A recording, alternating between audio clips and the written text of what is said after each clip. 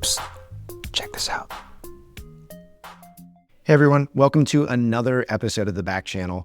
I'm traveling right now. I happen to be in Sao Paulo, Brazil. So I want to do a quick TBC on a small concept that I think is going to be important, especially as I do an event, which is all about meeting people and networking with people. It's a bit of an extension on the formula that I had talked about in a previous episode where I talked about time given and time to interest and how balancing those two things, working on those two variables is one of the keys to being great at fundraising. The two things as a primer were time given. Time given are all the things that you do that make a venture capitalist want to spend more time with you. That's like building a lot of credibility, creating relationships, driving awareness, actually having good product. All these things impact an investor to make them want to spend more time with you. Not to mention your relationship with the person that made an introduction to you, how you draft off of other people's credibility, okay? Now, time to interest is how good are you at telling your story? What kind of metrics do you have? What are the things that you can show somebody that gets them interested? And while we were trying to do everything that we could to increase time given, we are trying to do everything we can to reduce time to interest. And so much of that is becoming a better storyteller, how you organize your thoughts, how you communicate face-to-face, how you communicate in written language, what your deck looks like, okay? So that's the background on that formula that I talked about, time given minus time to interest. If time to interest is too long and you go in the negative, there's no way you're gonna get someone actually to consider investing in your business. Now, the extension of this that I wanna talk about is the dynamic between how brilliant you are and how likable you are. Now, this came out to me after meeting a founder who, by all measures of education, the complexity of the work that he was doing, the logos that he had on his resume, was an extremely brilliant founder. But when I met with him, under the context of doing everything I could to just help him, he came off as an extremely prickly and unlikable person. Someone who was pushing me when I wasn't even trying to criticize him, when he was getting defensive and overblown in different parts of our conversation, things that made me not want to spend time with him. His likability score was very low. Now, people have probably discussed this before. Is it important to be likable, or does it matter if you're extremely brilliant? And I think some schools of thought would say, as long as you're super brilliant, doesn't matter. You can do whatever you want.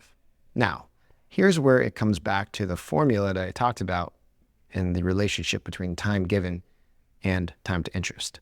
Now, you could be extremely brilliant. And if your brilliance allows time to interest to be very small, as in your brilliance is just undeniable, like people would look at what you've done in the past or your measures of brilliance and say, there's no way this person doesn't do something amazing. Or if your brilliance has produced a product that you can show and say, I did this all by myself, obviously I'm brilliant, then look, your time to interest is going to be very small. There are a ton of easy to make mistakes when growing a startup. I feel like I've either made them all myself or seen them all as an advisor and investor. One super common one is waiting too long to bring in expert help around managing company finances. I get why that happens though. You're not a tiny company anymore, but you feel like you're not big enough to have an in-house finance team and don't want to waste money. My advice to you is to avoid the mistake of just winging it. This is not a time to fake it till you make it. At least talk to someone early so that you can hear about how the additional help could actually save you money and improve your operations. If you're looking for recommendations on who to talk to, check out Propeller Industries. They've worked with hundreds of venture to growth stage startups, so have a ton of deep knowledge to help you avoid major bumps and set your company up for success, whether it's talking to investors or planning for future growth. Set up a free call by going to fundedpod.com/propeller. That's PROPELLER, and tell them we sent you. They're giving Funded listeners a one-time $2,500 new client credit if you work with them for 3 months. So you don't care about how large or small your time given is. You could meet an investor with no warm up, no relationship, and they will see your brilliance and have to be interested.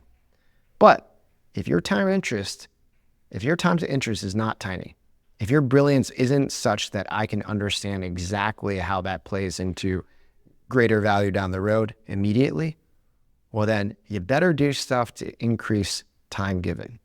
And likability is one of those things that is so easy that anyone can do it in order to increase time given.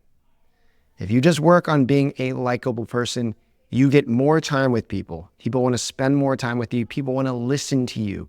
And that allows you to have more shots on goal, more opportunities, and more time to express what you're building, why you're special, why this is going to be massive, to the point where they finally get to, oh, I get it now. This is super interesting. Okay? So I don't need you to be likable if you're incredibly brilliant, but what does it cost you to be likable? Very little, and all it does is increases the amount of time that you get with people and your goal and your journey in order to drive your business forward, capture more capital for the company, recruit the best talent, and sign up partners. All right? So that's my quick Backchannel episode on the dynamic between likability and brilliance. I hope you have them both, and I'll see you on the next episode of the Backchannel.